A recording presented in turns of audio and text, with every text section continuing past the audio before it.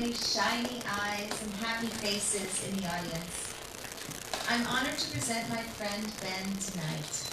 We met 9 years ago through a mutual friend who is filming right here, and I've been admiring Ben's shiny eyes, happy face, inquisitive mind, and adventurous spirit ever since then. Ben lives part of the year in Miami Beach and part in Brazil, in Tiradentes, a small colonial town in the mountains of Minas Gerais. A lifestyle I admire. That unusual combo tells a lot about who he is. Clearly his own unique person. How many others do you know who have graduated from Harvard and Wharton, worked as a multinational exec, and now write travel books while running their own publishing business? And did I mention he's traveled around the world, even driving thousands of miles in the US and Brazil, and writing analytically and humorously about it?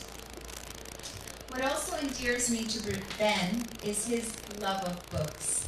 He's been helping run the book club at the Wolfsonian Museum in Miami Beach for years. And through him and the club, I've learned to love so many new authors. Thank you, Ben. And anyone interested in joining our club, please contact Ben and I after this event. Ask Ben to describe himself, and he'd probably say, Renaissance man. Little wonder.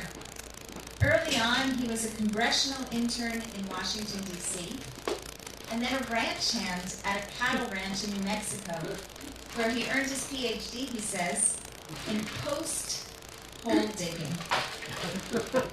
His early interest in 35mm photography had him consider studies at the Rhode Island School of Design, but he opted instead for Harvard, where he majored in visual art. He dabbled in visual storytelling, with the highlight, he says, being a month filming at the bottom of Tanzania's Ngora crater. That experience inspired part of his Africa trip in this engaging book that he debuts tonight. After that, Ben took a more business-oriented route. He worked for an American bank in Rio de Janeiro and a food multinational in Latin America. His favorite title during that corporate period, when he oversaw operations of 6 small nations, was El Presidente de Centroamérica. After 9/11, Ben reevaluated, and within a year, took off from Sao Paulo and his Brazilian then-wife. He drove a silver-plated VW Beetle around the borders of the USA, a trip that inspired his first book. Tonight, Ben debuts his 4th published book, which I was lucky to read in manuscript form. It offered me a vicarious journey that had me at times laughing, sad, wowed, worried, and yes, envious. I'll let Ben tell you more about this new book himself, so I admiringly present my friend to you, Ben Batchelder. Thank you.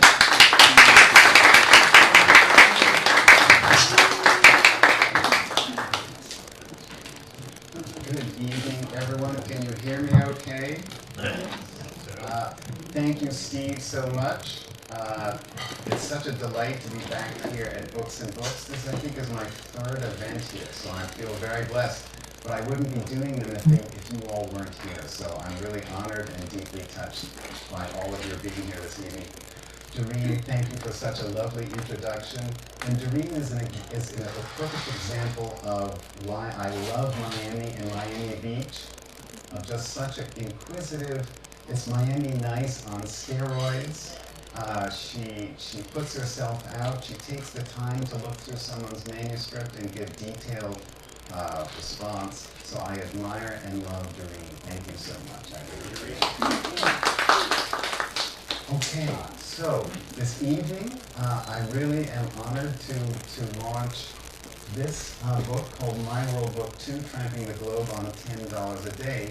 Some of you were here a year ago for the launch of Book 1. I'm sorry I took so long to come out with book 2. So I'm sorry if you've been cliffhanging ever since. I think some of you I met more recently, you might have read book 1 more recently. Well, now you don't have to wait any longer. This evening, what we're going to do, there we go. The theme of this evening is how lost can a lost American get? The answer is very lost.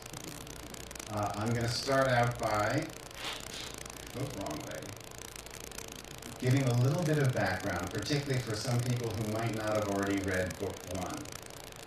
I was working my first career in New York City. I was spending $5 a day in cash.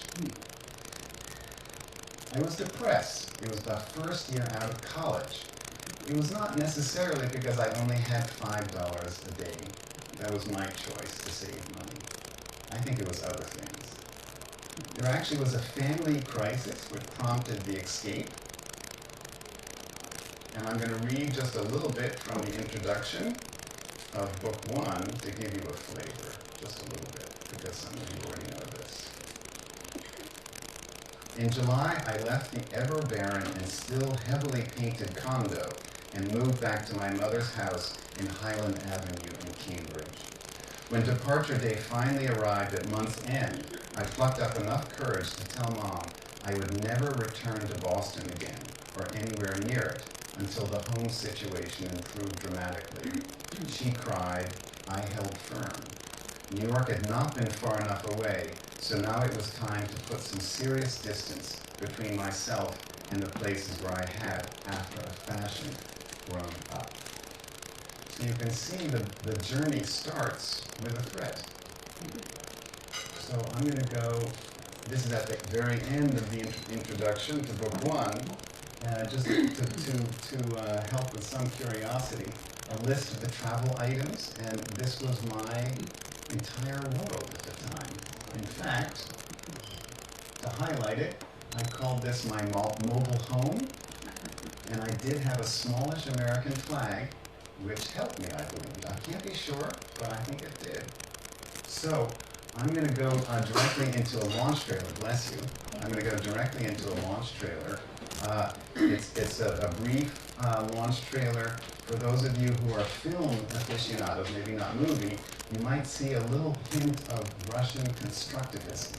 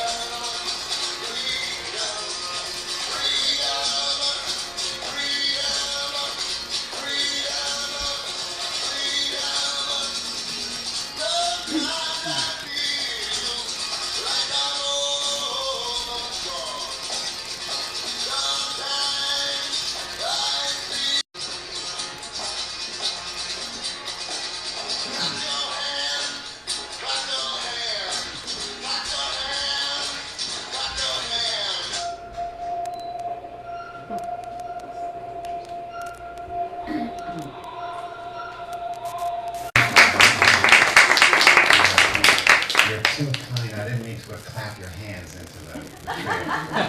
Appreciate it. Oh, Jeb Gore.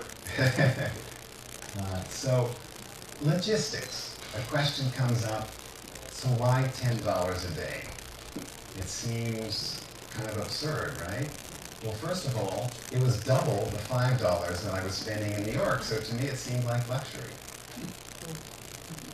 I also saved $6,000 for most of the year by bartering rent. And so, as I wished to travel for a year or more, the arithmetic was simple.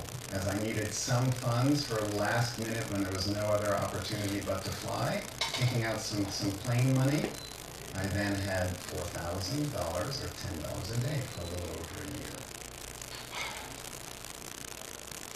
So how $10 a day? Well, first of all, I was hitching and tramping, as I like to call it. And the question is, well, how does one hitchhike through much of Europe, some of Africa, and I didn't get to really in Asia. But, well, I looked around and there was no books on how to hitchhike in the globe or in Europe. I had actually already hitched myself 1,000 miles from New Mexico to Salt Lake City after the ranch hand job. But my mother kindly gave me this book by Douglas Adams, but unfortunately, as I write in the book, it has nothing to do with hitching and little to do with our part of the cosmos. So that was not very helpful. I also used and developed contacts, and I didn't really appreciate this before I left. In fact, I thought, I'm just going to tough it myself. And my family was so panicked that in the scrimmage of the last couple of weeks before I actually took off, I started receiving a number of contacts, particularly in Europe. And what happens is they snowball. So if you're a decent guest and you're presentable and you're fairly friendly, people take pity on a young, poor American and start giving me contacts. So for instance, by the end of the trip, although I didn't make it to Australia, as it was too expensive to fly there, I had 27 contacts in Australia by the end of the year. I also, and this may disappoint some, in Europe, I had to eat McDonald's because it was the least expensive and best bang for the buck. In the third world, there were many other options, but in Europe, this was about it. Okay, so how does one record something like this? Well, I actually brought no camera, even though I'd worked a fair amount of photography beforehand, because I realized the camera would be lost. I would lose it. But yes, I did bring a journal. And here is an epigraph by Mark Twain. If you wish to inflict a heartless and malignant punishment upon a young person, pledge him to keep a journal for a year, which is pretty much what I did during the trip. I also did a few pen drawings. This is in Kenya. This is in India, inside the journals. I wanted to show you just briefly, so this is the map from my World Book One, which was the trip through Europe, obviously. And just to show it, it ends up in Cairo, where I had to wait for almost a month to get an overland visa into the Sudan. This is the trip in Africa. So again, Cairo's just off the map. But I almost went Cairo to the Cape by land, mostly. And I won't go into much detail, but I did get into some trouble in a place called Juba, as there was a civil war going on in the Sudan. And so let me give you a little taste of what that was like.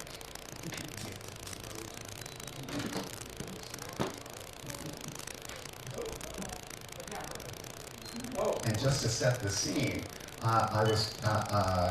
the rebels, who are called the Nyanya, were a little bit too close to comfort. They'd already taken over a town 90 kilometers away, and they were threatening to invade Juba and cut us off by mining the airfield and also mining the one bridge across the White Nile. And so I decided, well, this is kind of fun, but maybe too much fun, and I wanted to leave. So I'm at a point here where it's one of my encounters with a malicious customs official. After an appropriately seeing pause, The man finally relented and took my immigration card with obvious disgust. "Go," he barked, his first words to me. Not waiting for him to change his mind, I ran out of the dark, makeshift structure and into the blinding sun, only to see the stairs being pulled back from the plane.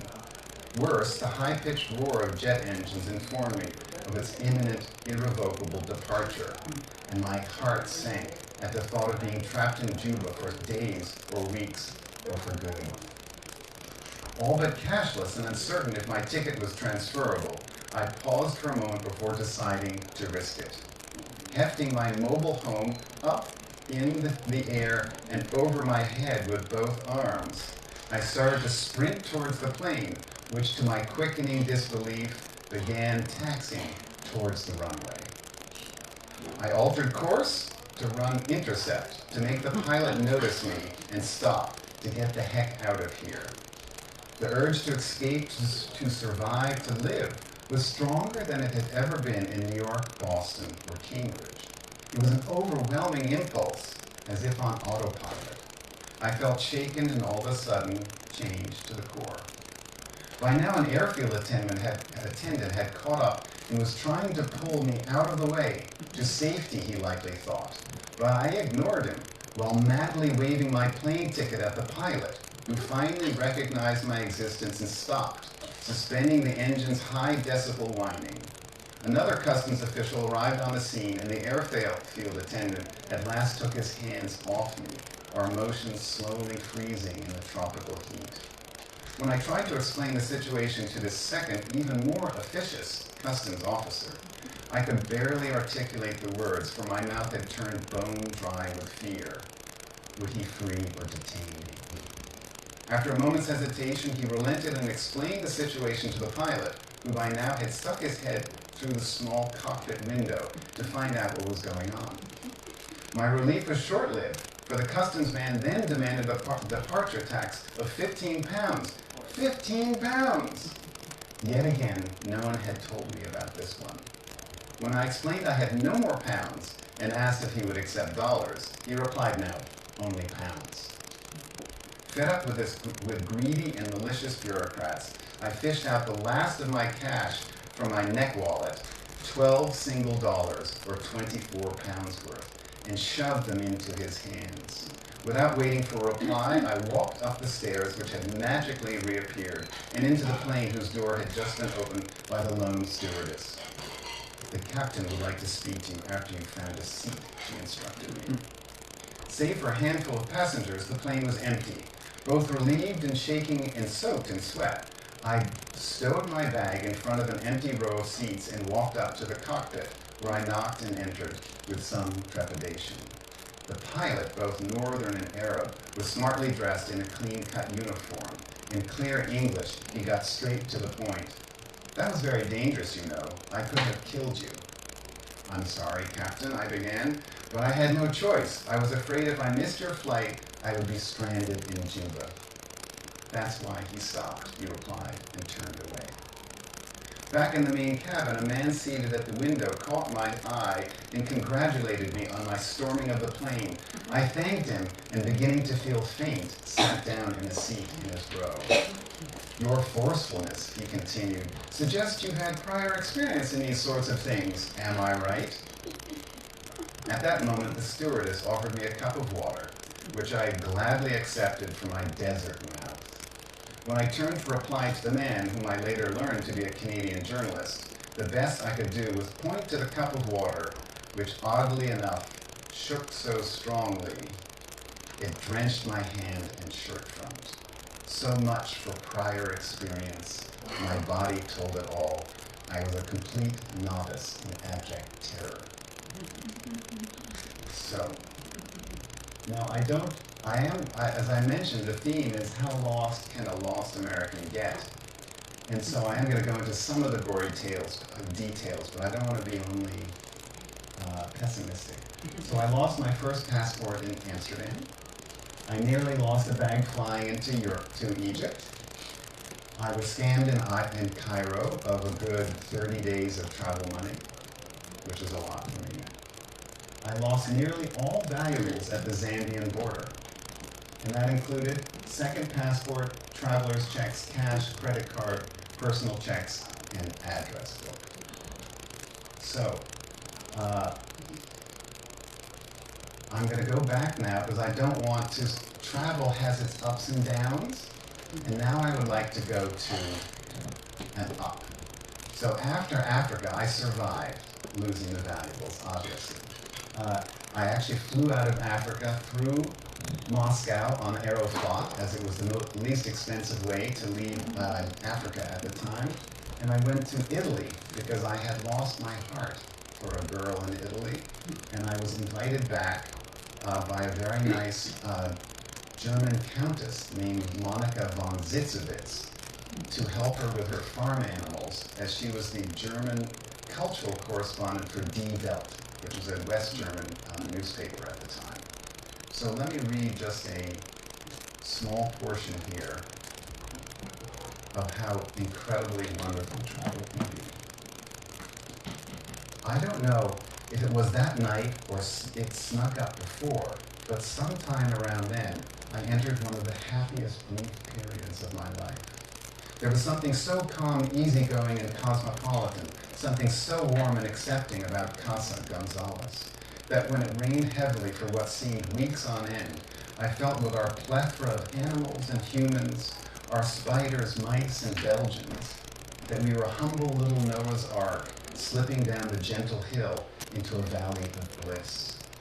In reality, the terrain tilted too gently for even the soggiest villa to become unmoored. The slope ended a short way down by the intimate swamp I had visited in December, and by the fields from which I had heard 3 o'clock strike at 4 different times from nearby villages, each as absurdly small as Inarzo.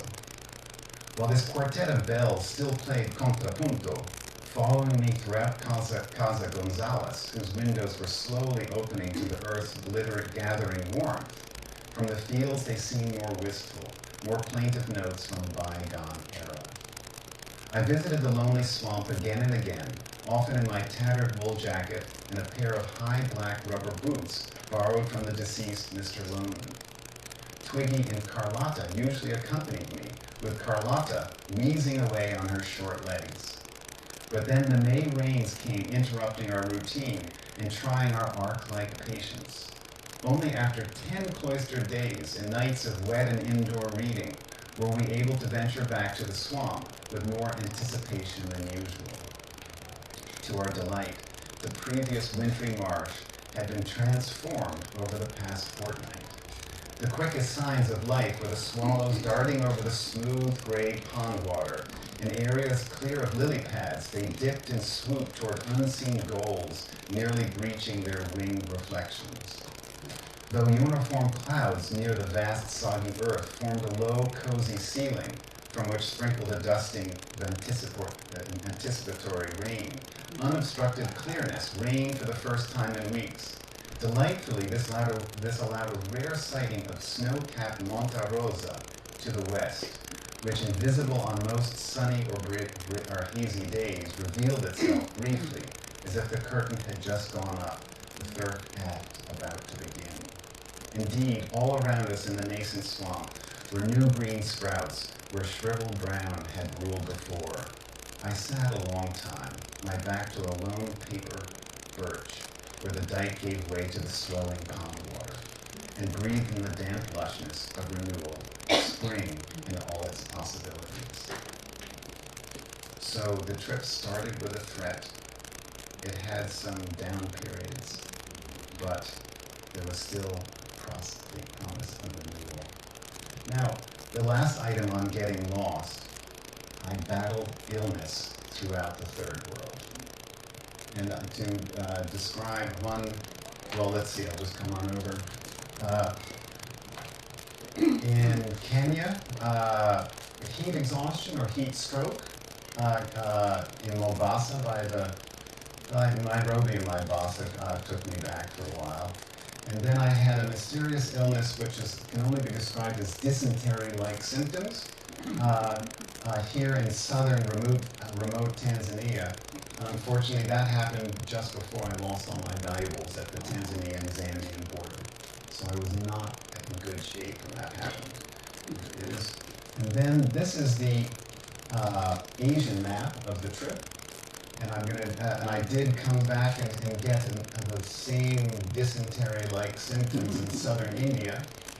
I continued on, and I do want to point out that while I traveled in Southeast Asia when I was quite young, Doreen was not the person who was teaching me English in Vietnam.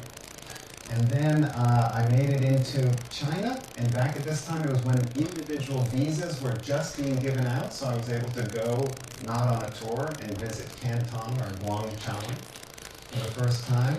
And actually then I was felled by what was at first a mysterious illness in Tokyo, in Japan, which was my first, or rather my last country, or foreign country.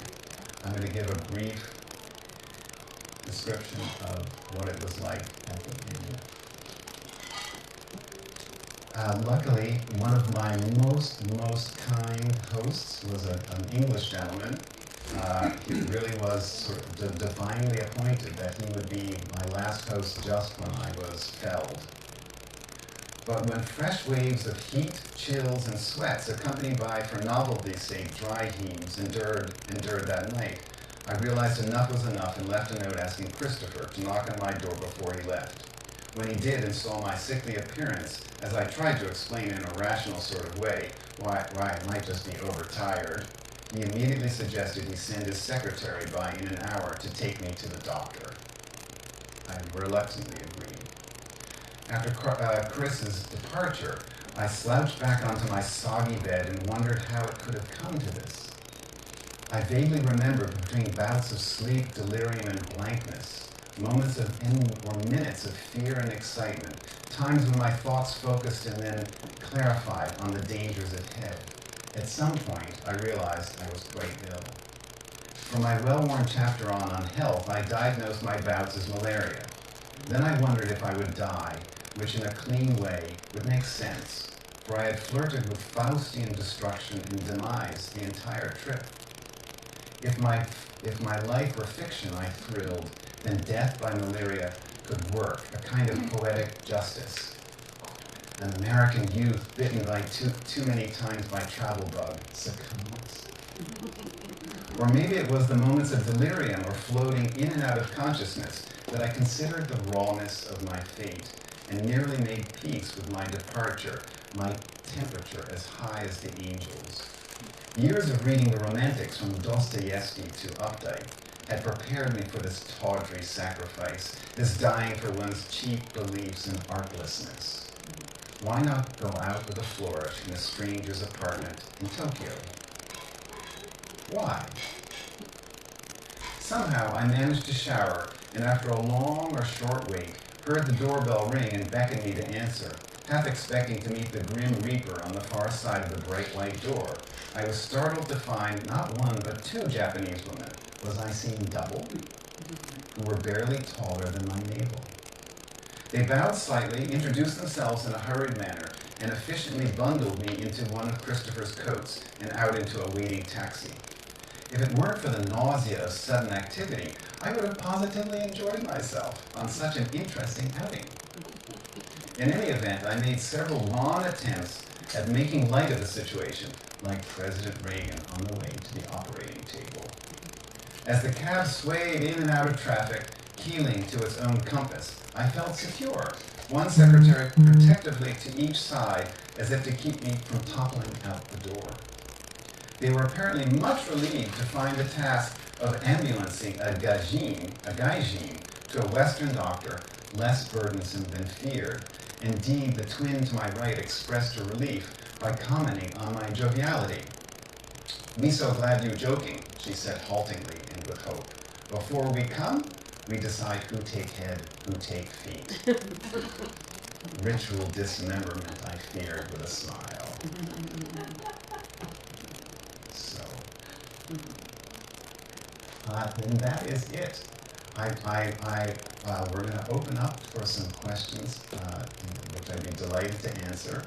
I would like to point out, I should be passing this around, I know many of you But if you would like to stay in touch, feel free, if you haven't already, to, I think maybe on this side, to leave your email or some contact so I can send you any news of other book launches. And I do want to point out that this is my 4th book, and if well, I have a number of sites, and it would be an honor if you if you're curious, depending on what kind of travel subjects you like. My first book about going around the remote border of the U.S. is called Borderlands USA, and there I post on American and border issues, which include places like Miami and Florida. My second book was about a remote trip that I took in Brazil, and it's called Backroads Brazil. So please check that out if you're at all curious. And then at my author site, Batchelder.com, I have a page for these 2 books. As this is more a one-off, this is a trip that I took a long time ago, and I'm not about to go and redo this, and therefore blog and do much more information on it. Whereas Brazil and US, I keep on traveling here.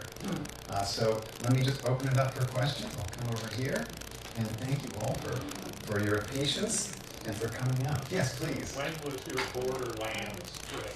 What year? It was in 2002. It was one of the transformations in my life because I was in Brazil during 9/11. And as I'd already lived in New York for 5 years, I really felt guilty that I was not able to help family or friends because a whole number were in New York and were impacted. Someone I'd worked with actually was on the top of one of the towers. And so 9/11 made me reevaluate if I really was doing what I wanted to do in case my life could be so brief as well. So I left the corporate world, and a year after 9/11 I was able to start the trip. So it was 2002, and I had a silver-plated VW Beetle. We drove as closely to the borders as possible without getting arrested. And my intention was how to protect the country by car, so it was a mock heroic journey. But I'm pleased to announce that during that time, in fact, the borders were safe. So, any other questions, thoughts, comments? Yes. Thank you for the enchanting readings. Have you kept in touch with your contacts from that trip, from both trips of the World Book? That trip was long enough ago that it's been more challenging.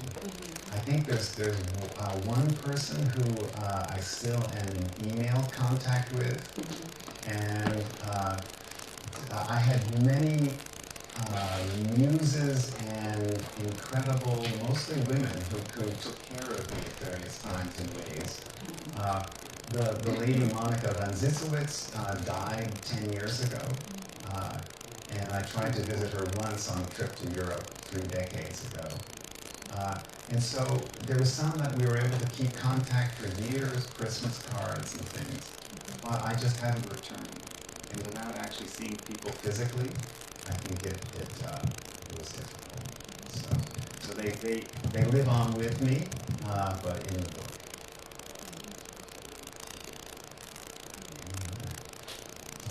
Yes, please, Ed. Okay, so you have an MBA from Wharton, is that correct? It is. Okay. So I was at an investment workshop this afternoon, and after they talked about, the threats of negative interest rates in Europe and all that, we had a review on Latin America. And apparently Latin America is on fire. There's Santiago is burning, Quito, Argentina is going back to Peronismo full. But everybody said that Brazil is actually a good story. With the new president, they seem to be making progress. So, and I noticed that's where you spend half your year. So what do you make of Brazil? Especially in that context of the rest of the continent kind of on fire? With pleasure. With pleasure. Thank you for the question. In fact, I get asked that a lot in the last several years since Bolsonaro was elected. Yep. As many of you might know, he's considered the little Trump down in Latin America. He's gonna make Brazil great finally. And that would be, that would be miraculous, and that would be wonderful. But I will point out, because soon after he was elected, a lot of people were very concerned, and I tried to calm their concerns, saying, give him time. You just don't know. And so while he can send provocative tweets, he actually put in place two incredible ministers. One, the justice minister, who had been responsible for the best corruption cleaning operation in Brazilian history. So after 500 years of no wealthy man, woman, or politician, someone with power, ever went to jail, they started going to jail under the car wash operation. This judge was made the justice minister. And there also was a gentleman who became the finance minister, who was of the Chicago School of Thought. And the main thing that Bolsonaro has done, which is really miraculous, I don't know if many of you follow the Latin American economies, but the pension system was completely bankrupting the country, and he was able, after many failed attempts by others, to reform the pension system.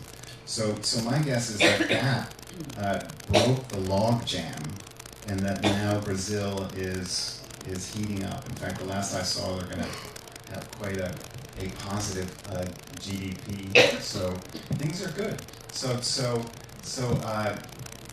be careful about headlines that focus on critical or dramatic or inflammatory things, and let's support him and give him some time to keep on getting that country back on track. It was Charles de Gaulle, I think they say, rather, who said that Brazil is the country of the future always, but hopefully not. Yes, please. So do you speak Portuguese? I get by in Portuguese, I do. So where did you learn Portuguese? I actually learned it on the fly. During my world trip, I had grown up learning French as a second language, and so in Europe I had to use a fair amount of my schoolboy French. But I was an idiot, frankly. I learned that in grade school, and at prep school I took the AP, and as soon as I could, I stopped taking foreign languages. I passed out of the language requirement at Harvard. And so only when I started traveling did I realize how important languages could be, because it really is the only way to understand a foreign culture. And French and Portuguese are fairly similar, they say. Well, the Romance languages are similar. They have a lot of Latin in them. And so when I came back ill from my world trip, my family is a very artistic family, and so they really did not look kindly on commerce. And I came back not only ill with an undisclosed disease, I also came back ill with an interest in business. And I realized that I had a huge gap in my education, and so I was able to slowly, it took a while to fill it. It was at Bank of Boston that first sent me to Brazil on an internship, and they gave me 2 weeks notice only. They wouldn't pay for Berlitz classes, and so I was listening on my Walkman while walking to work, Portuguese. And so I was in Rio for 3 months. I had nothing better to do than to have a private instructor for 3 nights a week in Portuguese. Wow. So it helped me, but my accent is still strong, so I'll never get rid of it. Any other? Yes, Doreen. So, your trip was quite a while ago. Do you think, even if it's $30 or $50 a day, that someone could take this trip now? Absolutely. In fact, if you put an inflation deflator on $10, it's only $16 a day today, which still seems kind of outrageous. I don't think you could do Europe on so little any longer. But the third world is really, it's an open book. And the secret really is to go slowly, because transportation costs add up if you're going quickly, and go on diversions. And people welcome you into your home. Some of the most, I stayed at a farm in Zimbabwe, a tobacco farm for a week, It was one of the most incredible stays to learn how tobacco farms work. It made me think maybe I'm seeing what things were like in the South before industrialization or something. But it was an incredible experience. So if you go slowly and don't rush it, yeah, you can average out at maybe $16, $20 a day. But I encourage anyone to try. I think that we give, I've actually heard of some people hitching more recently. We give these things a bad rap, or rather, we allow the drama of media presentation to fill us with fear, when in fact it really isn't that bad. And in fact, I met many lone Western women traveling in India, many English, American, and other places, in Africa. And they would talk frankly about these things, and some of the more dangerous places for them is southern Italy, in terms of how one's treated. This is a while ago, but just to show that, no, anyone can do it if you, I think, if you are open enough. With some common sense, of course. So if anyone wants like some encouragement, go do it. Yes, Mark. What guided your destinations? Did you have a set agenda when you set out, or did you lower your expectations and decide, I'll go where I'm led? Well, thank you. Yes, I actually did start out. This is, of course, the age before internet. It was the age when mail would take weeks and weeks, and when telephone calls were hugely expensive. So what I did is my first credit card was an American Express green card. I'm not doing an ad for them, but that was the one I was able to get. And it was a good one because they had offices all over the world. And so what I did is I put together a plan, which was really just based on a hope and a dream, saying, all right, I would like to be in Jerusalem for Christmas when I left in August, or first arrived in Scotland. And I actually then put down a number of places and where the contacts were, and so I had a list of places more or less in Europe, and I kept to it somewhat, but not terribly. But it meant that I could receive mail, and that made a world of difference because that was my MO. If I had a contact, say in Berlin, I would send a letter in advance and say, hi, I'm a young American trying to travel around the world on $10 a day. I plan to be in your town more or less 2 weeks from now. If you're in, I'd be delighted to meet you. And they then could leave a phone number or a letter at the American Express office. And that's how I got in contact with people, and then called them up and visited. So it was an old style. But it was, I have to say, it was somewhat graceful. Then I was like a factory of letters, sending forward letters to potential hosts and backwards letters, thanking hosts, and many people I promised, oh, okay, then send me a letter from Asia if you're still alive. So it was, the logistics were very interesting. Yes? So where did you have the most contacts? And when you were in Africa and India, were you staying in hostels, or, I don't want to even give the book away, were you staying in hostels, or did you have contacts in all those places as well? No, I mean, to be honest, Europe, I tended to have more contacts, so perhaps a third of the time I was visiting contacts in Europe. That number fell way off in Africa and Asia, although I did have some at crucial and critical times. I'm sorry, the second part of your question was? Where did you stay? Okay, yeah. So Europe had more hostels, and there was an International Youth Hostel Association, and so I actually belonged, and I had a sleeping sack that you can bring with you, and that mostly worked in Europe, which was good because otherwise, hotels or inns would have been very expensive. In the third world, there are very few hostels, at least at this time, and so it was just staying at, they're called government bungalows in India, for instance, and you're just staying in inexpensive places wherever you go. So, And you would go to like like when I was traveling, I'd go to the train station, like, you know, they have housing. oh, I didn't realize. No, I didn't experience that so much. How interesting. Yeah, it's important. Yeah. But like if you got to a town in India, Mhm. like where would you find a place to stay? Just give me one example. Yeah, well, those were really called tourist bungalows. Oh, and, okay. and so I did travel with inexpensive books. So Lonely Planet would have suggestions. Sometimes I would get to a Hindi temple town in southern India, and the ones in Lonely Planet were full. Often one can go to an information desk, so that would help one get some more ideas. Sometimes they would kindly call for you. But one time, for instance, I ran out of options and I went back to a place in southern India. There was a wedding going on, so there was just no available room. And the manager was very nice, a very large gentleman. He said, well, if you'd like, you can sleep under the stairs. And so it was clean, it was dry, and so I was able to put my backpack in there, and luckily people were not going up and down the stairs all night, so I got some shine.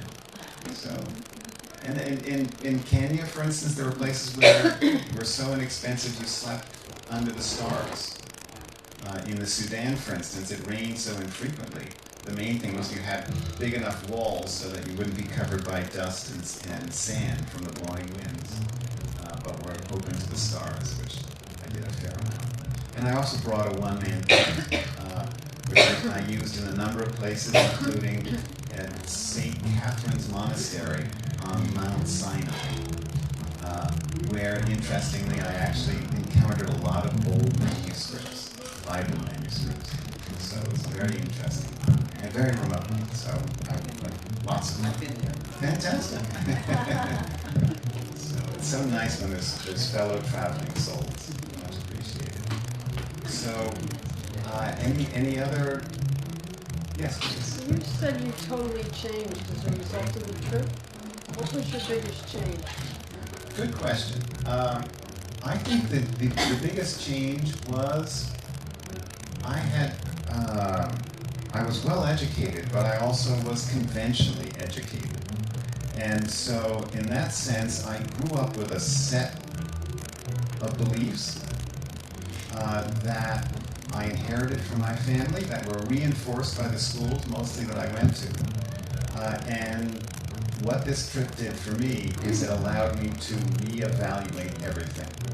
So in that sense, it was a strong enough of a shock that it made me re-examine my assumptions about the world and about my place in it, and the importance of politics, economics, culture, all these things, so that I can say, as a result of the trip and the shock to my system and soul, I began to think for myself, which meant that then, as you know, the trip was a separation from family anyway.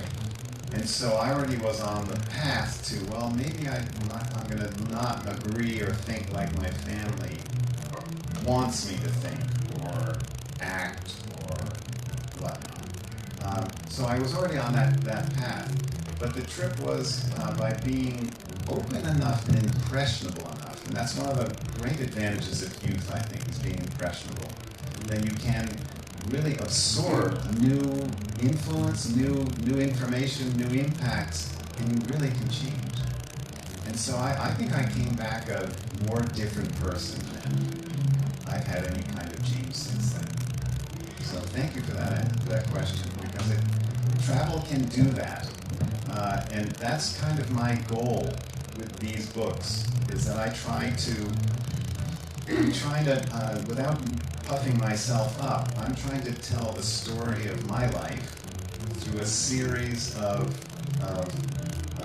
travel journeys that were very important to me, that caused epiphanies or changes in heart or changes, so that I'm sharing the story of my life through those journeys. Now during those journeys, I'm thinking about other things and I'm recounting other things. So I'm able to, without doing an autobiography, I'm sharing bits of myself and my past while going through these journeys. And the purpose of the journey is just that, in order to grow, to have something to share with you all, to see something in a new light. So thank you for that question. So that's my humble purpose in life, in terms of this work, is to create a set of books that accomplish telling a different story. So do you have a new book after this? I'm actually, I've already taken a trip around the remote borders of Brazil by car, and I've written the manuscript, so I might have another one along this line. And I do have some nice news. I feel very, very fortunate. This book, which is like a love letter to the country of Brazil, is in English, and I've shared it at a number of events in Brazil, but not everyone speaks English in Brazil, obviously. At Federal University, not far from where I have a writer's retreat up in the mountains, has kindly offered to translate and publish it under their imprint, which for me would be just wonderful, because then I can share my quirky love for Brazil with a lot more Brazilians. And fortunately, they're darling. They really enjoy hearing a foreigner's perspective about their country, particularly if you're someone who appreciates them. Right? So you're not coming at it from, I can't stand this. And I do like my Brazilian tales because my Portuguese is good enough. I don't know of any other travel writer who has done books, serious books of travel in Brazil, who dominated Portuguese. So they all have translators. They had interesting experiences, and I'm not denigrating the books, but that's a different kind of insight. So the bibliography for this book has about 30 books of history and other things, and about half of them are Brazilian. So it's not all English writers or English histories of Brazil. So thank you also for that question. Yes, ma'am. Do you take a lot of pictures? Good. Well, on this one, I took almost no pictures. So they were people who took pictures of me and then sent it to me later. So that was an old camera, Polaroid kind of thing that took a long time. So I have no camera. But for these, I did. I bring digital cameras along, and so for instance, these are all available in ebooks. And what's interesting about the ebooks for these two is that the color edition has a whole photo essay, which in a way complements the journey, complements the text, I think, but I'm biased. So yes, I tend to take the camera along. The travel routine, maybe you're curious, in Brazil, I took this trip a number of years ago, and I had no idea if at the remote borders between Brazil, Uruguay, Paraguay, Argentina, Bolivia, and Peru, whether there would be anything other than truck motels. And I had no idea that I'd have an internet connection. They are such early adopters in Brazil that at all of these cheap places, truck stops or whatnot, there was an internet connection. And so it was my first sort of Facebook following live, and I was posting, I would take pictures, meet people, have interesting experiences during the day. In the evening, I would try to download the pictures, edit, and upload a few. And I realized as things got going that if I didn't tell anything, if I didn't post anything for 2 or 3 days, people thought I was dead. So it was an interesting process, and the moment I finished a day, if I had interesting conversations, I would journal it. So my travel days, when I want to turn it into a project, can be quite busy. But going and having that kind of live audience was really kind of fun, I must say. So yes, and to keep them happy, you have to take pictures. So yes. I noticed the dog in the rear view mirror. Uh-huh. In the mirror.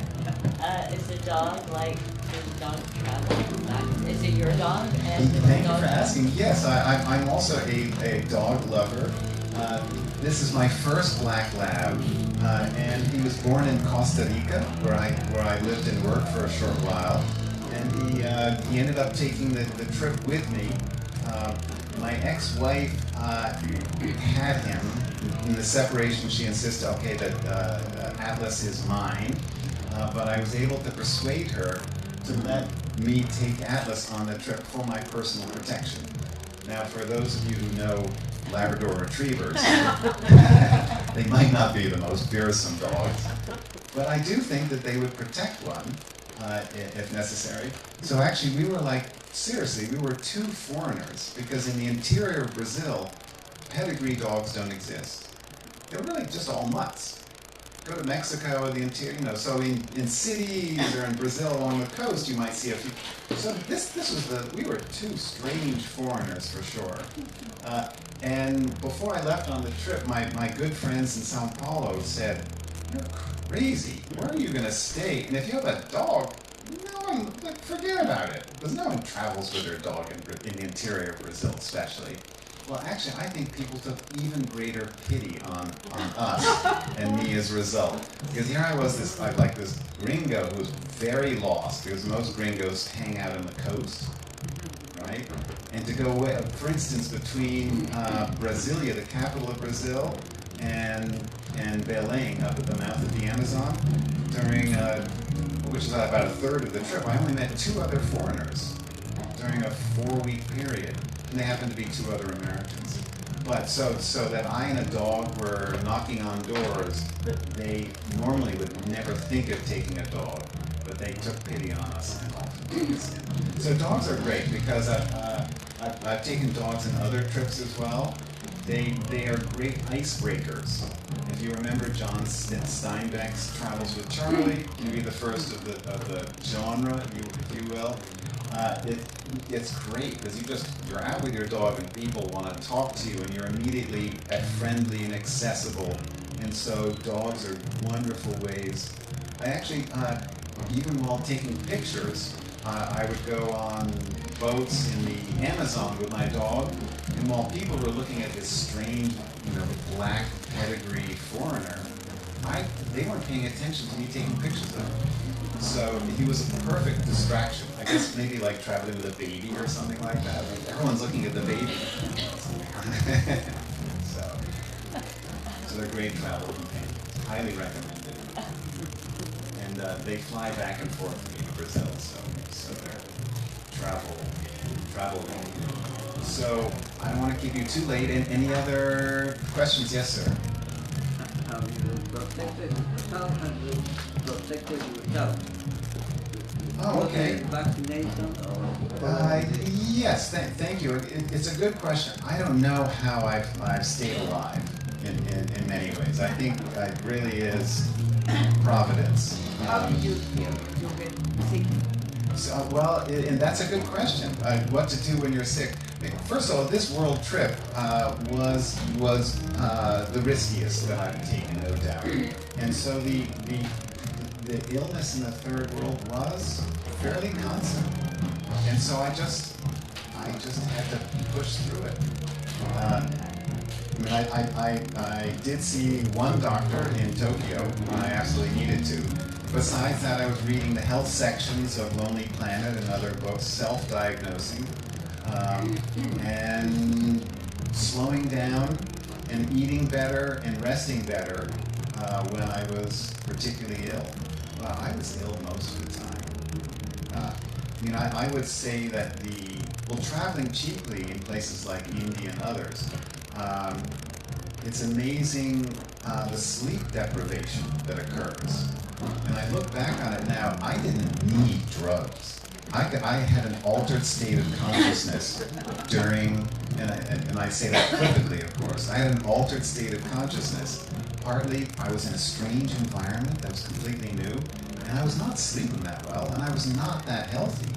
I was completely dependent on strangers, and someone was helping me. So I just slowed down when I needed to, And the family were concerned. They said, don't penny pinch. You really have to eat well. And sometimes I had to remember that, even though I was trying to stay to my $10 a day budget. So that was not easy. Today I take better care of myself. So. But thank you for your concern. So there's actually some any other questions, and then I can't wrap up before saying that if you like the journey, please feel free to pick up a book. There's My World Book 2, and there's also some copies of My World Book 1 in case you haven't had a chance to read that. So they're both available here. I'd be delighted to sign. And we have some sandwiches and some wine. So, but any other questions that I can answer for letting you good people go? So when you go from 1 to 2, yeah, you start. You finished with 1 in Cairo. Correct. And then so you started 2 in Cairo. You didn't exactly. leave us hanging, right? No, I'm already on the train in number 2. And just to clarify, I almost went Cairo to the Cape by land, and then I went back to Italy and rested for about 2 months at Casa Gonzales, the place that I read an excerpt from. And then started going east in earnest again through Asia. So the total of the trip was about 400 days, and I actually spent $4,000 outside of a few plane fares. And plane fares weren't too bad. It was People's Express back then. I don't know if anyone remembers that. And so that was like $90 to Great Britain from New York. Yes. Did you apply your visual art knowledge? What did you see related to that you like? Yeah, very interesting question. Well, the question was, did I apply my visual arts background and training to the trip, if I understood correctly. And as I didn't take a camera on this trip, in a sense, I didn't capture what I was seeing, but I was very impressed with it. Yeah, and I was seeing a lot of things different. I did do some pen drawings. Things were so different and interesting to me, and I'm not an artist in that sense at all. But all of it was incredible impact. I think travel does that, such that when one leaves on a trip, you think that the travel shock is when you go to the foreign culture, but you change so much by travel well done that it's when you come back that you actually. Some stress when you get to trip. Sorry? Some stress that you get homesick. Yeah, well, interestingly about homesickness, I didn't start feeling homesick until the last weeks. So my personal, and I've done other trips, my personal experience is that if you have a time when you're gone, I love getting letters, and I love speaking to parents. We did it infrequently, but it was absolutely necessary. But in terms of really wanting to come back to the United States and return home, I didn't really feel that until the last weeks. So in a sense, one fills the time with the expectation of being independent, at least in my case. And then as you get closer, I became like a somewhat irritable child. Yeah, it's true. But I only got irritable at the end. Yes, Ed. Okay, one final one. Did this travel affect your political outlook? And the reason I'm asking is because I was talking to a young man, 41 years old, and he said his mother, he was the son of a New York businessman. His mother was from Czechoslovakia. And so he said that starting around 1983, when he was 5, he had been spending a summer every year in the Czech Republic with his grandparents. And they sent him to go stand in the food line to the queues. And he said that caused him to be very suspicious of socialism ever since. So I wonder if what you saw affected you one way or the other in your political perspective. And here yeah, then maybe I can find this. I will say this. I was in Europe it was an interesting time to travel, in that the Pershing II missiles, were coming in, and by simply reading the New York Times for the year between college and the trip, I had a fairly good grasp. It wasn't an issue of great importance to me. It was something over in Europe. But I was shocked by the lack of understanding of many people I met in Europe, young people particularly. They seemed misinformed to me about the facts of the case. And I was not in favor of the Pershing II missiles, but I was informed on why they were being put in there. And so Europe, this is one of the changes that occurred for me, in that, and what taught me to think for myself, was that I came away from the experience, particularly hitching in Europe, in which I was picked up by many people who had fled from behind the Iron Curtain. And so maybe it was the American flag, or maybe just generosity and bigness of heart. They wanted to stop, and they would tell their stories of what it was like to escape Eastern Europe. And so when I left on the trip, I really had no knowledge of what was the difference between socialism, communism, capitalism. And I really was not kind of like, okay, whatever it takes.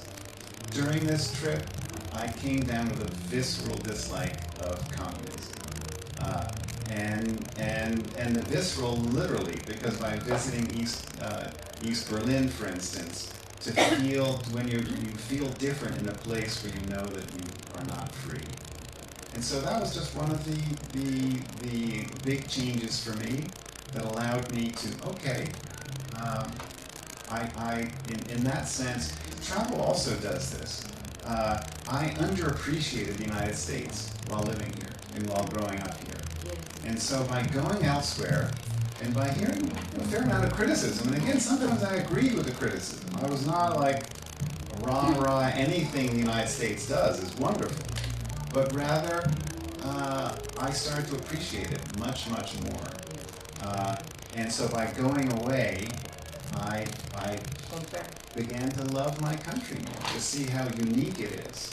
And so this is one of the changes, to answer your question, was that I became much more patriotic and glad. You know, one of the things I most disliked in Europe was fellow Americans who criticized the U.S. too openly. I would do that in the United States. I mean, I could criticize our foreign policy. Inside the United States, I could be hardly critical of ex-president or whatever. But I didn't like, there was something that I really did not go well with me. When I saw other Americans overseas, perhaps gaining favor by being critical of the United States. Because anti-Americanism is a fact that one encounters all over the world. And so my humble encounter with it was, it made me feel more American and glad to be. I'm sorry, you had a question. Yeah, sorry that I'm being so late, but can you tell me around what years are these trips? This was early 1980, so it was a long time ago, and the $10 then would be about $16 a day. Because I thought it was more recent, but listening to hear about the Iron Curtain and Yeah, exactly. There was a map of that showed Soviet Union and East and West Germany. So yes, it is a time ago. So as I like to say, this was like I was like a digital nomad, pre-digital, and had to do all of this without the help of technology, more or less. But again, I don't. Even if this wasn't in a recent trip, I still think there was an earlier question. Would I recommend you go do something like this? Yes, absolutely. No, I'd love to do it. It's just, I was wondering, how do you think the economics of this will be affected by, well, of course, inflation and modern days? You know, I have to say, I graduated, and I graduated without any savings or money. I had to start working in New York. And I was depressed. I was not liking my first job. When you're in college, you do things and you're the boss. and I didn't like having someone else the boss. And so I was bad enough off that I looked for an escape hatch, and it meant that when I received an invitation in the winter to go to see a college friend in Scotland for a house party on the Isle of Islay, I decided I'm out of here. So I started saving money, and I was bartering rent. So I was just scrimping, and so with the determination, I was able to put together $6,000, and that was enough to say I'm out of here. And I had no idea if that would be enough. I know some people who traveled and worked while traveling. They would like, use their funds, and then they have to. Well, I wasn't quite as adventurous as that. So I know $10 a day, and off I went. And I came home pretty much broke. And so I just had to start all over again and think, what am I going to do? I met enough interesting people. I had a ranch job in Wyoming already lined up, but I came back ill, so I couldn't do it. The name of the woman I met who invited me was a great Western name. It was Tish Tilt. So what I'm saying is the economics, whether it's 6,000 or 10,000, if you're determined, you can do it. Put that together and then say, I'm off on my adventure now. Because I considered it my graduate school for the longest time, so I couldn't recommend it more highly. The graduate school of advanced travel. Sorry, go ahead, and then we'll Walter. Okay, sorry. So what did you eat? You said you didn't eat well. You try all the different foods. Well, yeah. So in Europe, for instance, I had 2 cheeseburgers a day and 1 French fry, and that was just about it. So I had 2 meals a day in Europe in order to not spend too much. And in Africa or in India? I had to eat the healthiest, cheapest version available, whatever it was. So, for instance, in Middle East, I was introduced to the beauty of falafel. And I'd never eaten that before. And in Israel, everything else was expensive, so that's what I ate. Breakfast, noon, and night was falafel. You learned to cook? Yeah, Thai, no, well, actually, in some places, yes, in Mount Sinai, and yes, we did at times have to cook things up, a little bit of spaghetti in hot water. But anyway, but I'm a foodie and an omnivore, so I'll try just about everything once. Walter, you had a question? I'm so blessed because I know there's a friend. I'm very blessed to have you a friend. I can ask any question I want. Absolutely. But this is a young man here, and he just prompted me, and I just want to preface the question because he asked you, would you do it today? And the gentleman spoke about South America on fire, what's going on, nationalism in Europe, and still the petty wars in Africa. And I'm thinking of, as a kid, it's that hero's journey, the Odyssey. So I think of you and that. But I want to ask you, do you really believe that these young millennials, or this young generation, I think it's stuck with $100,000 worth of, college, debt. I wish I could tell you, go out and see the world and find yourself. But do you really believe you can do this nowadays? I do, Walter, but I was not with any debt. So I was debt free, which really gave me the freedom to take this crazy choice. So yeah, outside of the issue of debt, sorry. Yeah, things have changed. But then I would say to someone, don't go into debt. Don't, if at all possible, why go to an expensive university or graduate school and go deeply into debt? That's just me. But the society so pushes people into expensive, debt-filled options. It's a pity. So if I did it, I don't know. I was very fortunate that I came out debt-free. So I'm not a good person to give advice on that. But I would say, when you can, invest in your future in travel, not just in education. But I think well, that's about it, guys. Like, you're so kind with all your lovely questions. So thank you so much.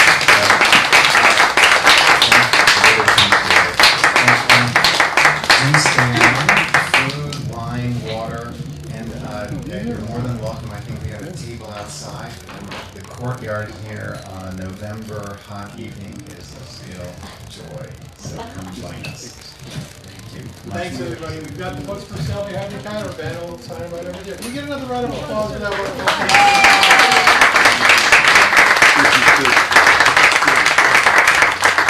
Thank you all so much for coming. Thank you.